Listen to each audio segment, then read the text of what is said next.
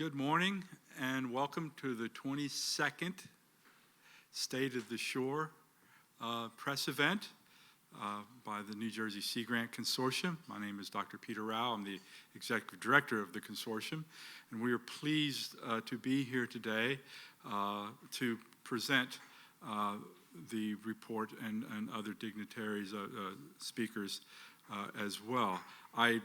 So before I don't want to forget, we've been coming to Tim McClune's for several years now, and they've been gracious hosts. So for Tim McClune's Supper Club and staff, we thank you very, very much for the opportunity to present the State of the Shore here to that end. I was, as my communications specialist, Samantha Chrysler, was getting everything together, she involved me in selecting the image on the poster.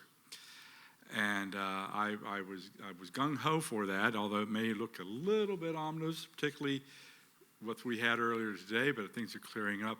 But what I liked about that poster, that image, is it captures everything that we're going to talk about today. It talks about the dramatic image, gives us the dynamics of our coastal system, this storm here.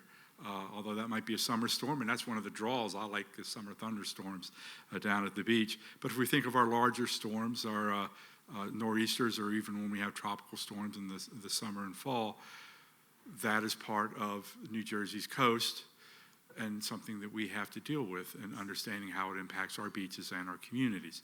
So the storm is very apropos. And we see the beach houses in that image.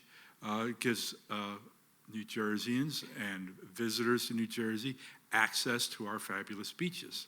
So that's part of maintaining and sustaining and having resilient communities along the coast. And then for the beach itself, and we have a dune with beach grasses on it, we understand the importance of having the natural ecology, the dunes, wildlife to help protect our communities and to attract us down because we like to see nature and wildlife. So the image really does capture what the New Jersey shore is all about.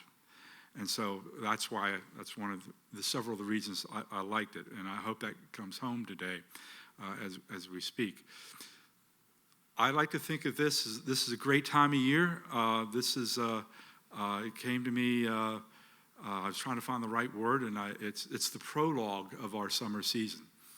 I guess officially it's Memorial Day, so this coming weekend, but the consortium itself, we had our Ocean Fun Days this past weekend in Island Beach State Park and up at Sandy Hook. And for us, that's our big kickoff as well. Fantastic free family fun, as we say, and it's just something that really gets us energized, and then we come right into the State of the Shore and hear the report outs on that from different perspectives. And then Memorial Day, and then we go forward. And in fact, we really love the beaches and the coast so much. We have our favorite beaches contest. So, the QR tag here is to pick it up, share it, vote for your favorite New Jersey beach. And I think that's July 12th, I believe we'll be down in Ocean City to reveal the winners there. And if you're a shutterbug and you have a good eye, we have our photo contest that we end up picking photographs that will go into our calendar. And in fact, the image here was on our 2023 calendar. So great stuff that promote our beaches and to understand the importance of our beaches, both in the ecology and the economy of the state of New Jersey. So I do, again, I'd like to thank Tim McClune's and staff. I'd like to thank Samantha Chrysler, our communications specialist, again, for pulling this all together. Amazing. And we have 2 communication interns this year that have been helping greatly. Samantha, Jon Miller, and Yasmin Yilmaz. And we're glad to have them here today. And so very, very, very happy. So I don't want to talk too much. I want to get right to the program.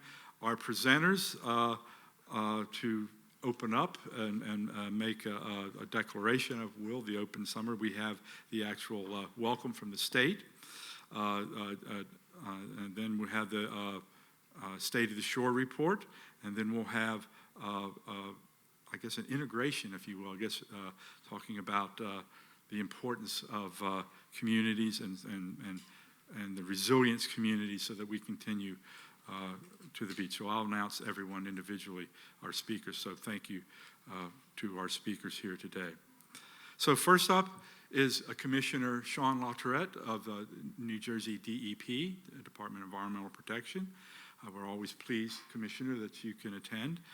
And I will let you give the state's declaration for our opening of our beaches this summer.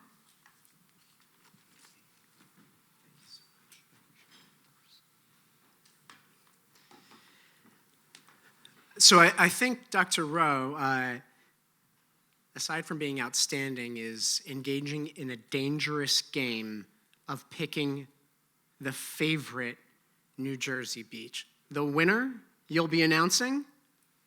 Oh man, all right. I'm gonna forbear from that particular contest because as far as I'm concerned, there's a place to love in every county, in every township, whether it's just a little slice of beach or along one of our inlets or around the back bays. I don't even know how I could pick, but I may have to come and watch you do that. That's going to be pretty fantastic. I'm really glad that we get to join every summer with the Sea Grant Consortium, with our friends from Stevens, in order to offer some important perspective and context for these natural resources that we enjoy so very much, that are deeply integrated into our culture here in New Jersey, our quality of life, our very identity as a state. We're so fortunate to have Sea Grant as a partner and doing such important work on the ground in our communities. So Dr. Rowe, the entire team, we thank you so very much. So I probably don't have to tell this particular crowd how important the Jersey Shore is, right? I think that from our most northern beaches all the way down to Cape May Point and up the Delaware Bay Shore, indeed, our shoreline is one of our most prized assets, right? During the summer season alone, the Jersey Shore attracts millions of tourists, is a driver of our state's economy, encourages our neighbors and, importantly, our kids to get outside and enjoy the environment that we all share. And as Memorial Day approaches this weekend, I am proud to announce on behalf of Governor Murphy that our water quality along our coastal communities is excellent and ready for our visitors. And that's in no small part because of the outstanding work of our Department of Environmental Protection professionals. And we've got a few of them here in the crowd with us today. We've got the beach queen herself, Sherry Schifrin. She and I got up before the weather rolled in and saw a bit of the quality of our coastline in parts of ocean, largely a little bit Atlantic counties before we had to run back. But Sherry and her team are, through our coastal monitoring program, working collaboratively with our communities to monitor our water quality on an ongoing basis, right? To ensure the quality of our water, the Cooperative Coastal Monitoring Program began testing water quality back on May 13th. They're going to continue to do so until mid-September to ensure the good health of our residents, of our visitors, and of course of the waterways that connect us all.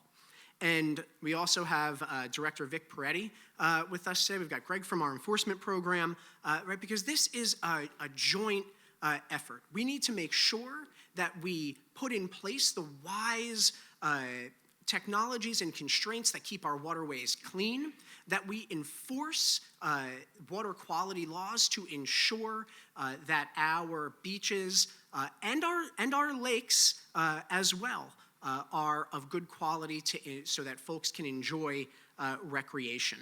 So I thank the team that's here and the many, many others at DEP offices all around the state that are contributing to this important effort. You know, the state of the shore has become, you know, even more important each year because of the findings you're going to hear soon from Dr. Miller, and I'm not going to steal his thunder. But I think what you'll see from his really careful, really important work is the deep need that we all have to prepare our communities better to manage the adverse impacts of our changing climate, right? Climate change is real, it is here, and it is now, right now. And we all have to be acting concertedly, both to reduce our emissions by transitioning away from a fossil fuel-driven energy system and economy, but just as importantly is that we all have to work collaboratively, right, across government, academia, our communities, our community-based organizations like the Jersey Shore Partnership, right, in order to build the resilience of our communities to these changing circumstances, right? Because you'll hear from Dr. Miller that because of some winter storms or nor'easters, we have exacerbated erosion in some areas, right? New Jersey has always had certain erosional hotspots, but in many instances, you know, sand that's washed off our beaches or was transported downshore, you know, where we expect in many instances that through the natural cycles that sand will return onto our beaches, but the repetitive nature of these erosional forces cannot be ignored, right? We've got to take these issues seriously and continue to ensure that we're doing everything we can, right? Because every one of us has something to contribute to our fight against a changing climate, right? Every single thing we do every day creates climate pollution that is only worsening these very conditions, right? And we can all act together, right? The same way we come together to wisely administer our state's shore protection fund to replenish and protect our beaches, right?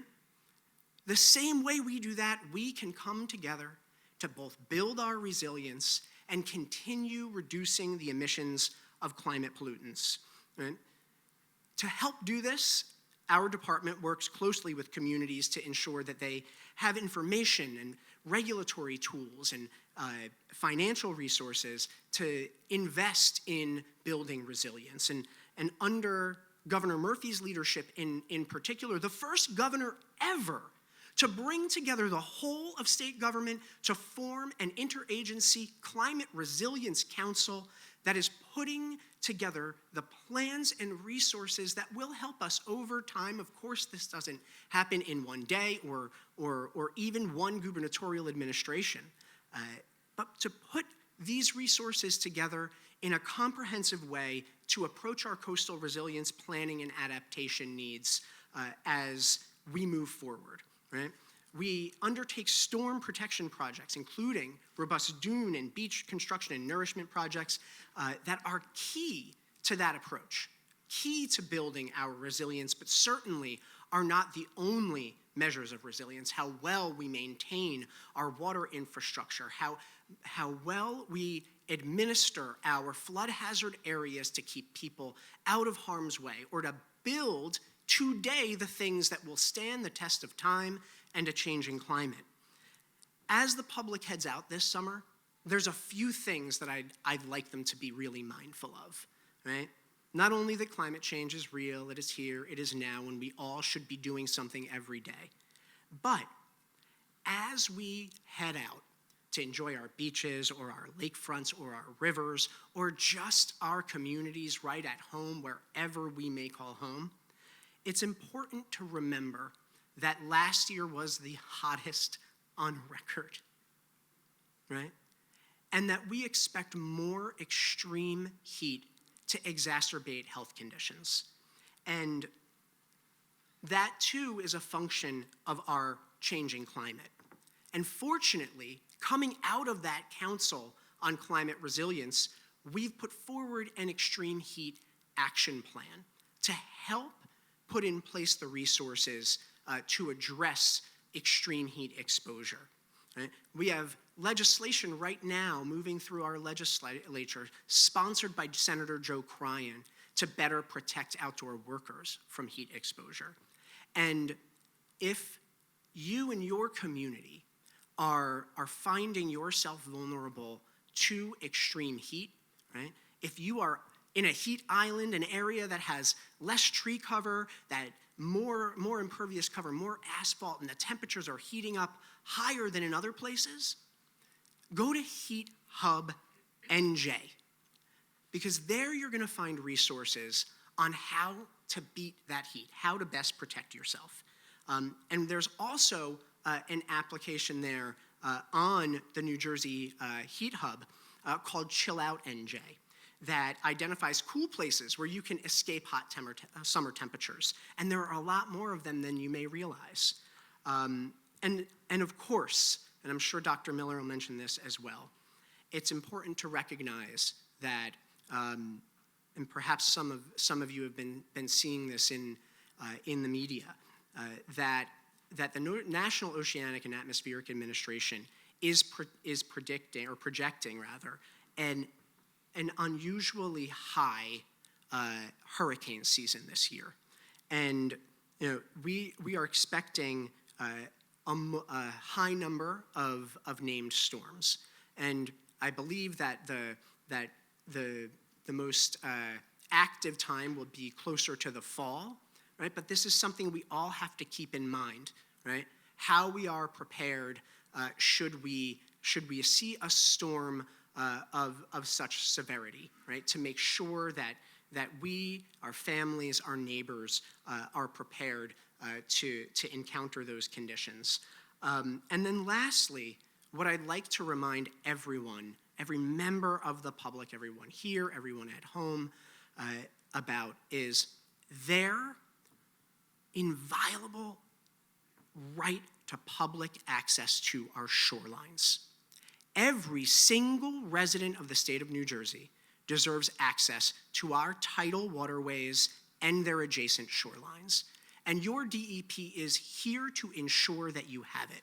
And so on our website at dep.nj.gov/public access, you'll find a resource toolkit that provides you the information about your public access rights, a hotline to call if you're denied public access to a shoreline. Of course, reasonable access fees, of course, can be charged by those who maintain beaches, but your access to a beach should never be restricted. And so we encourage you to make sure you know those rights, and if you see them or experience them being violated, you have a right to report that as well. I believe it's going to be another fantastic summer on the Jersey Shore, and I'm going to encourage everybody to get out there, name your favorite beach, and come see who's the winner. Check out our lake shores as well, because they too are vibrant, beautiful places. But stay safe, right? Pack the sunblock. Be wary of that extreme heat, and always go first before you leave the door to njbeaches.org. Because at njbeaches.org, you're going to find real-time water quality information about the quality of your beaches, and know that we're here for you, right? It's your environment, New Jersey. We're only protecting it for you. Thank you.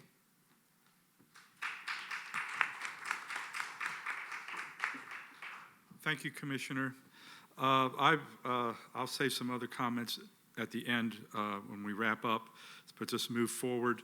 The next up is Dr. Jon Miller, who is our New Jersey Sea Grant Consortium Coastal Processes Specialist and is Research Associate Professor at Stevens Institute of Technology. His report, The State of the Shore, is you have a hard copy of it. He'll go over the highlights, but I do want to recognize also Emma McCann, a student at Stevens Institute of Technology. If you don't know, New Jersey Sea Grant Consortium is very big on workforce and professional development in the STEM coastal, particularly the coastal field. So we're happy that Emma could join you on that. So Dr. Miller, thank you, John. Thanks, Pete. Thank you for saving me by mentioning Emma. Just to spare me in case I had forgotten. Oh my God. It's always a pleasure to speak here. I think I saw 21 years of State of the Shore, and I think I've been presenting the report for more than half of them at this point. It's always a pleasure to speak after Commissioner LaTourette, even though I can't speak anywhere as near as eloquently as he does. It's a hard act to follow, but he set me up very well in his discussion of New Jersey's beaches. I think he pointed out that the beaches are open, are ready to go, and I would agree with that assessment. I'm going to provide a little bit of context to that. I think one thing that we need to recognize is that the beaches are ready to go in part because of the efforts that we've undertaken, the state, the Corps of Engineers, the municipalities, to maintain our beaches and protect our beaches. As the commissioner alluded to, this past winter we did have a series of storms that caused some damage in some communities to the beaches. I would say that these storms were not necessarily of the large variety. They were more small to moderate level events. Most towns, most beaches were able to absorb this blow from these storms and bounce back and be ready to go. And it's only because of the efforts that we've undertaken to maintain those beaches over the past decade. In terms of coastal flooding, we typically look at coastal flooding and erosion. Coastal flooding this year was also more extreme than usual, I would say. Generally, the northern part of the state experienced the highest water levels, but the southern part of the state experienced more frequent flooding and longer lasting flooding. The highest water levels that we experienced this past winter occurred at the Sandy Hook tide gauge, where we measured a water level of 8.5 feet above mean lower low water. For context, that was, I believe, the second or third largest, highest water level that we've measured since Hurricane Sandy. So definitely not an insignificant event in terms of the potential for flooding. That exceeded what the National Weather Service defines as the moderate flood threshold. We actually had two other events this past winter that exceeded that threshold at Sandy Hook. Again, this is not something that we've seen over the past at least 5 years that I've been doing this. So it's a pretty bad winter in terms of the flooding. I think it's important to recognize when it comes to flooding that timing is really important. So that flooding that occurred on January 13th was associated again with a moderate-sized storm. However, we actually had two other storms that were even larger, even more powerful as measured by the storm surge. They just happened to occur during a period of lower tides. So in some senses, we were fortuitous in that the biggest storm that we had, or the highest water levels, occurred during the biggest storms that we had occurred at lower periods of the tide, so it didn't cause quite the same impacts that they could have. In South Jersey, the highest water levels measured at the Atlantic City tide gauge were 7.1 feet above mean lower low water. That actually occurred earlier in the season with the remnants of Tropical Storm Ophelia. The hurricane tropical storm moved offshore in late September. Didn't really cause too many dramatic impacts. However, it did cause coastal flooding, elevated the water levels again to 7.1 feet. In comparison, again, just to kind of illustrate the importance of timing, the South Jersey tide gauge actually measured 7 storms that were more significant in terms of storm surge. Again, what made Ophelia's remnants worse was the fact that it occurred during a spring tide, during a high tide, so the peaks coincided. However, there was the potential for 7 storms to generate even higher water levels.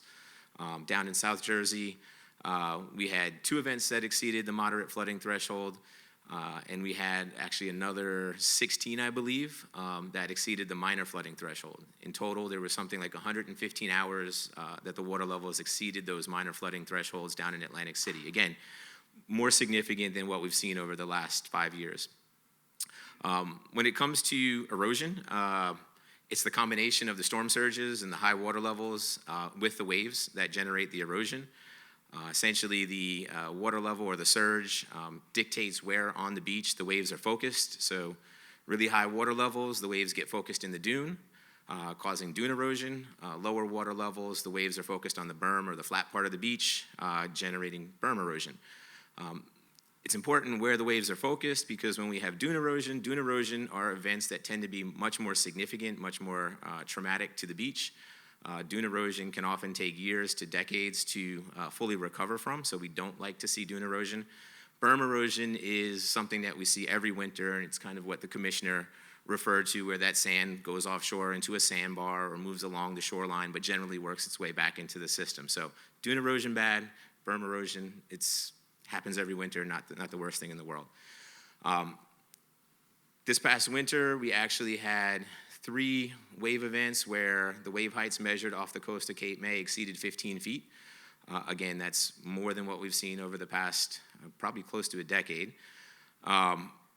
Those events have the potential to cause erosion. The largest wave that we measured offshore was 19.8 feet. That occurred mid-December, associated with what the state climatologists called the most intense storm of 2023. You'll notice that when I was talking about flooding, I didn't mention that storm, and that's because that storm happened to occur during a low tide, right, when the water levels were lower. So even though the waves were big, the water levels were low, caused some impacts to our beaches in many communities, but mostly focused on the berm. So again, that's the less significant of the 2 types of erosion, the type that's generally gonna recover over the ensuing summer. Unfortunately, we had another event in January 13th around, where we had 18.9-foot waves off the coast, and that event I did mention previously. So the water levels were high during that event. The waves were big during that event. So combination of those 2 factors with the fact that the beaches had been weakened by the event in December resulted in some dune erosion across the state. And again, that's what we don't want to see because that erosion generally takes a longer time to recover from. We also had another, I believe, 11 events across the winter where the wave heights were larger than 10 feet offshore. Again, this is much bigger than what we normally have. In terms of the erosion, kind of wrapping up the erosion part of this, the events that we had this past winter are what we've been referring to at Stevens as nuisance erosion events. When we say nuisance erosion events, these are not necessarily your named storms or not Hurricane Sandy, it's not the dramatic events, but they're the ones that occur more frequently, 2-year to 5-year return periods. So we see them quite commonly, pretty much every winter at this point. And the problem with those events is that they occur so frequently, the beach doesn't have time to recover between storms. And that's what we saw this winter. Again, we had a big event, we had a moderate-sized event in December, then followed in January. The cumulative impacts of those 2 led to some of the damage that you've seen and many of you have reported about over this past winter. In terms of the tropical storm outlook, again, the commissioner kind of touched on it. I'll go a step further and I'll say that most media outlets are calling for an unprecedented number of tropical storms and hurricanes this coming summer. Most of the outlets are calling for anywhere between 20 and 25 named storms. For context, the average is about 14, so significantly more than typical. This has to do with La Nina conditions in the Pacific and record warm oceans in the Atlantic. Of the 20 to 25 named storms, it's predicted that anywhere from 8 to 12 of those will turn into hurricanes, again, above the average, with roughly half of those turning into major hurricanes being categories 3, 4, and 5. We look at the predictions from the Tropical Meteorology Project at Colorado State University. They actually provide landfall and impact predictions. They actually put the probability of a hurricane impacting the state of New Jersey at 11%. Impacting just means coming within 50 miles of the coastline. The impact or the probability of a major hurricane is much lower at 1%. These percentages may seem low, but I think it's important to keep in mind that it does only take one storm to create dramatic impacts. The early season forecast for 2012 when Hurricane Sandy occurred, and I believe 2020 when Hurricane Ida impacted the state, were much lower, right? And those individual storm events caused tons of damage and unfortunately some deaths in the state, right? So it's important to keep that in mind as we consider the tropical storm predictions, and as the commissioner said, always be ready and vigilant and prepared in our communities. The last thing that I will do is I'll just sum up. You heard the commissioner talk about climate change, and I think it's important to understand the impact that is having on both the flooding that we're seeing as well as the erosion, right? The flooding, the number of flooding events and the number of hours in which the water levels exceed those National Weather Service flood thresholds is increasing. Even if the intensity of the storms don't increase, the baseline or the water level on which those storms travel is increasing. So the number of hours spent in a flooding state is only going to increase in the future. Recently, one of my other graduate students at Stevens did an analysis of these nuisance level erosion events, and her work is showing that by 2050, the number of hours of nuisance erosion is going to increase by a factor of 3. Again, that's not insignificant because the beaches, as these number of these events increase, the beaches don't have enough time to recover between events, right? So the cumulative impacts will perhaps start to become more important than even these major storm impacts. And I think that's relevant in the context of where we are now, because the past winter has illustrated that we don't need a Hurricane Sandy to cause beach erosion, right? Again, we saw some impacts this past winter from these nuisance level events. So it's extremely important that we remain vigilant in terms of taking care of the beaches, preparing the beaches in these sort of downtimes between the extremes, so that we can absorb these, continue to absorb the blow from these nuisance level events, and then also be prepared and ready for those much larger events. And with that, I think I'm done.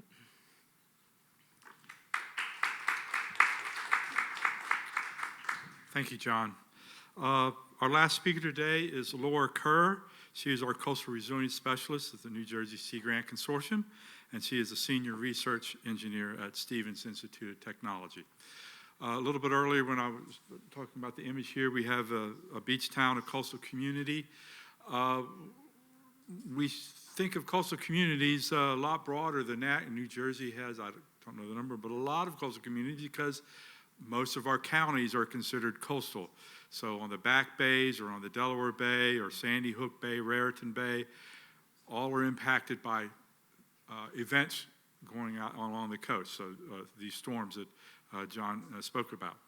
And so how do communities respond to these storms or changes or how they plan for them?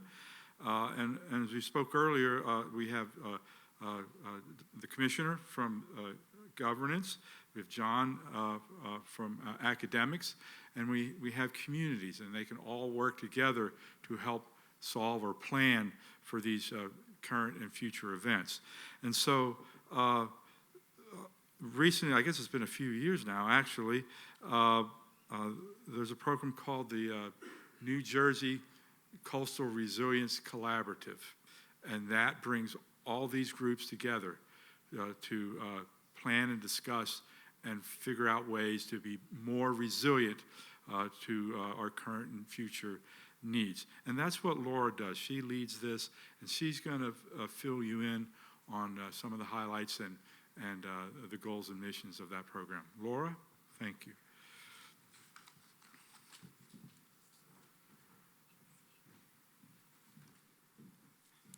Hi. So I am excited for start of the summer, just like all the rest of you. I appreciate you guys kicking it off for us. I am going to look a little more long-term. I do want to give a shout out to favorite beach, because I always say favorite beach, my favorite beach is always the one I'm at, and it's becoming more and more beautiful out. So today, Asbury Park is absolutely my favorite beach. Can you log that? Give it a vote? Sam.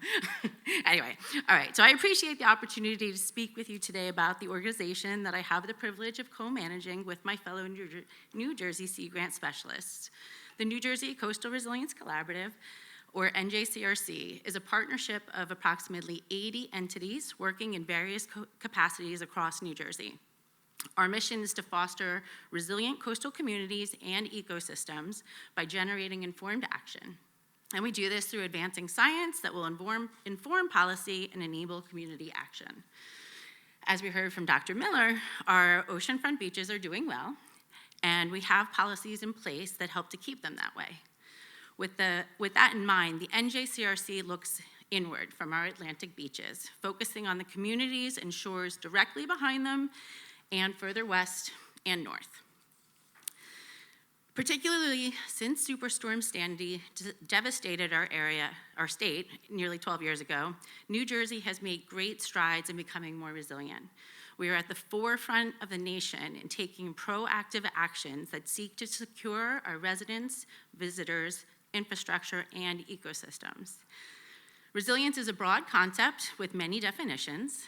The definitions we choose to use at the NJCRC is the capacity of coastal communities to adapt to changing conditions.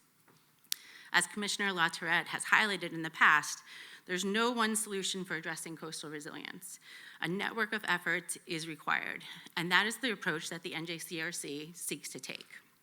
Our network of universities, nonprofits, for-profits, federal, state, county, and local government agencies come together as a community of practice to share knowledge and inspire action. Our work groups work diligently with our many partners across the state on targeted topics related to their individual expertise. For example, our municipal work group strives to connect our coastal municipalities with the abundance of federal infrastructure funding that is flooding into our state, so that they can both design and implement projects that will better position them for navigating the rising seas and increased storminess that is predicted for our region in the coming decades. Our municipal work group also meets with DEP to inform them of the municipal level needs that will allow them to implement the changes that are coming from above, while ensuring that their communities are more prepared for forthcoming environmental changes. Our technical assistance work group identifies ways to transfer technical assistance to our communities, allowing them to build the needed capacity to address their needs from within. This work group has created a technical assistance directory, which can be found on our website. I'll try to do this, www.nj-crc.org. And our technical assistance work group hosts bi-monthly virtual coffee chats that both transfer knowledge and allow for networking between stakeholders and professionals working in this arena. Recordings of our previous coffee chats can also be found on that website. We also have multiple work groups that are focused on advancing ecological restoration throughout our region. They're tackling topics such as nature-based features for shoreline stabilization and the beneficial use of dredged material for restoring and maintaining the marshes that are struggling to persist in our ever-changing conditions. Through various mechanisms, these work groups share the best available science and on-the-ground lessons learned with scientists, engineers, landowners, and regulators in our region, all with the goal of ensuring our natural environment will continue to thrive under climate and anthropogenic stressors. This past spring, the NJCRC jointly hosted with the DEP the 2024 Coastal and Climate Resilience Conference, assembling hundreds of coastal and climate resilience professionals and practitioners, municipalities, and coastal stakeholders for 3 days. They exchanged knowledge, networked, and brainstormed on a wide range of coastal and climate resilience issues. An incredible success, we look forward to hosting another conference again in 2026. In the meantime, the NJCRC will be hosting one-day events that dig into specific technical topics of interest, such as flooding and ecological restoration, as well as municipal support for resilience planning. The NJCRC is grateful to New Jersey Sea Grant for the support it provides to the collaborative. Supporting NJCRC is just one way that New Jersey Sea Grant works to support the state's efforts to advance resilience. By supporting educational needs, outreach, and necessary research, they help New Jersey to be better prepared to mitigate future weather and climate impacts. Superstorm Sandy put a spotlight on the changes that we need to start implementing if we are going to continue to live, work, and recreate on our awesome coast. We have come a long way. We have developed a culture of preparedness, as well as a community of practice with the requisite resilience, knowledge, and experience that will promote principles and actions to address climate adaptation and resilience. We know that these changes must be implemented equitably, though, across our state. We still have a lot to do. We need to maintain and ensure the persistence of the character and economic vitality of our state's coastal communities, the physical and mental health of all of its citizens, and ensure the protection of natural resources. The NJCRC will continue to support the efforts of the DEP and other state and federal agencies wherever possible to achieve these goals. I am confident that New Jersey will continue to lead the way, ensuring that our coastal communities and natural landscape will be prepared to face the litany of changes and challenges that lie ahead, and I am excited that NJCRC will be a key partner in this journey. Thanks, Pete. Thank you, Laura, and all the presenters. What we'll do is we'll have an opportunity for a few questions as a panel up front here, and then we'll have a real quick closing remarks that I'll provide, and then we'll have an opportunity to have one-on-one discussions with our panel members out on the floor. So are there any questions for the panel? And you can pick on any one person, doesn't have to be the whole panel.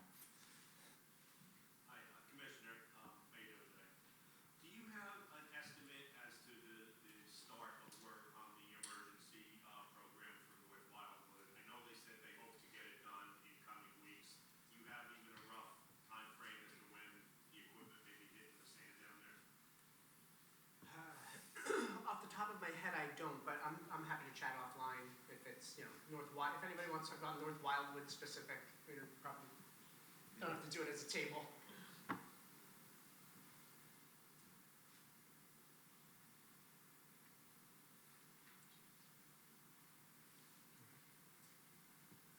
I've been here for all these presentations for the past few years, and I feel like there hasn't been much to say each year with the storms. And this one, it seems like there was more activity, but you still rate it as more nuisance than just really big things hitting the shore.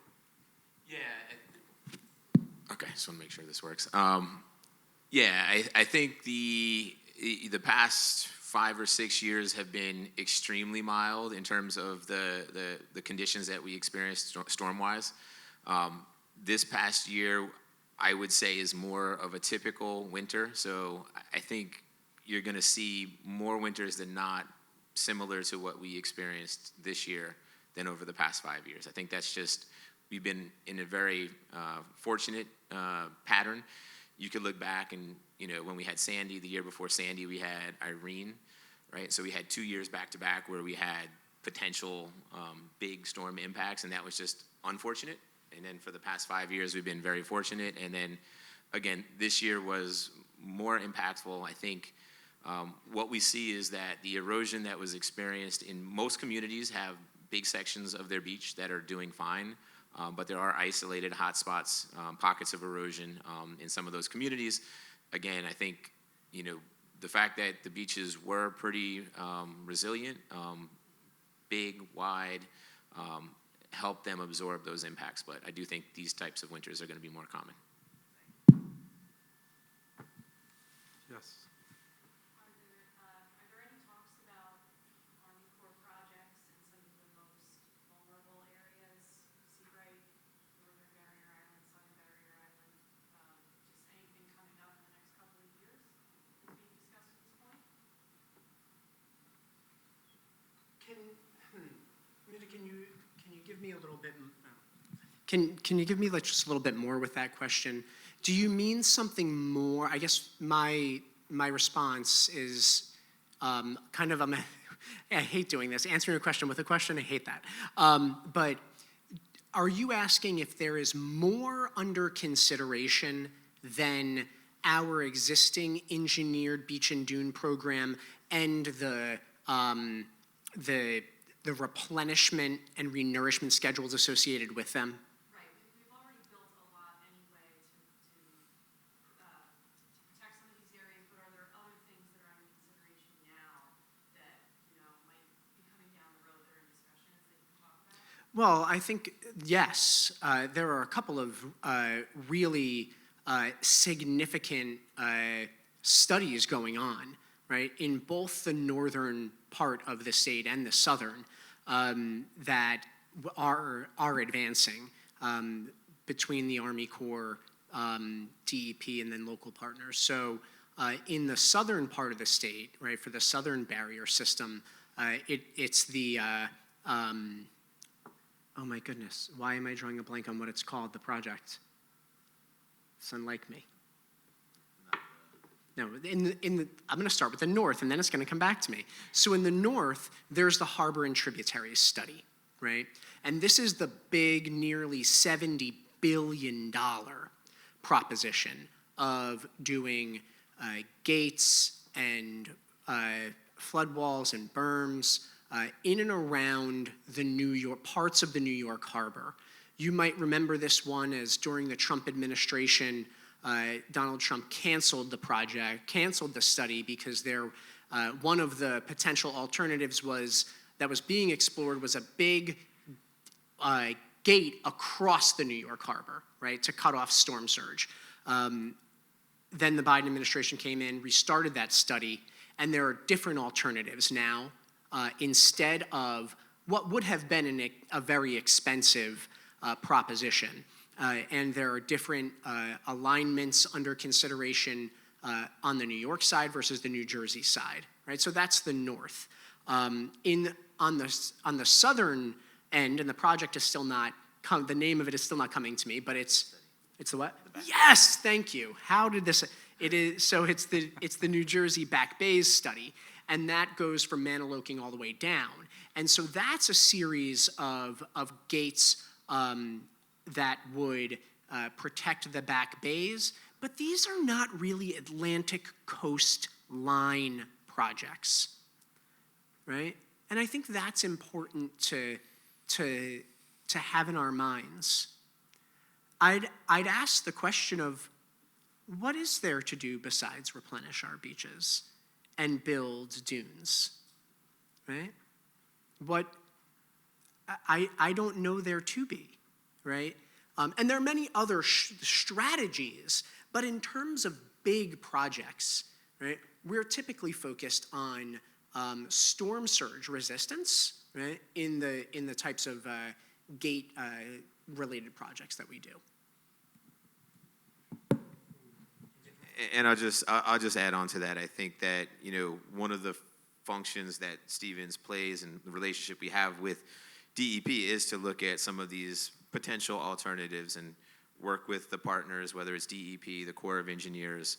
I know on the Monmouth County coastline, they are considering the way in which the beach nourishment is done. So Monmouth County doesn't generally have a dune associated with their project, and other parts of New Jersey do.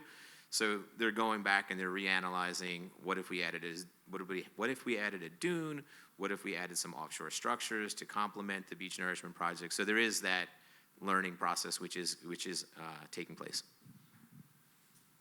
Dr. Miller, the statistic you mentioned about 2050, is that New Jersey specific, and is that study available? Yes, I believe there was a link somewhere that I saw Sam had in something, but yeah, the study is available. The results were New Jersey specific. We're hoping that we can collect enough data to expand it. So it's based off of analysis of the beach and dune system in New Jersey, not to get into the details, machine learning, numerical modeling, et cetera. But we looked at kind of the resilience of the dune systems now and under different sea level rise scenarios, and that's how we come up with that number. It might also get into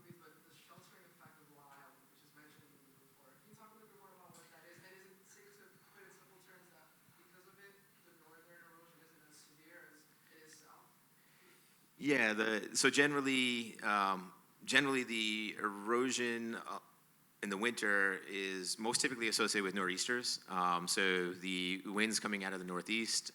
So the fact that Long Island sticks out so far, it kind of, you don't really think of it, but it does provide some shelter to the beaches to the north. So the waves just don't have enough time to grow in those nor'easter conditions.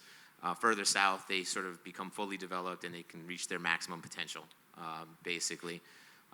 Both sections of the coast are subjected to erosion from other wave directions. So when we get tropical systems, for example, those are generally more, I guess, uniformly distributed along the coast between south and north. So it depends on whether it's nor'easter-based or tropical storm-based. Okay, any last questions before we go personal and close up and go personal one-on-ones? Okay, I just want to give one aside, or I was going to say a science geeky side, but I mentioned that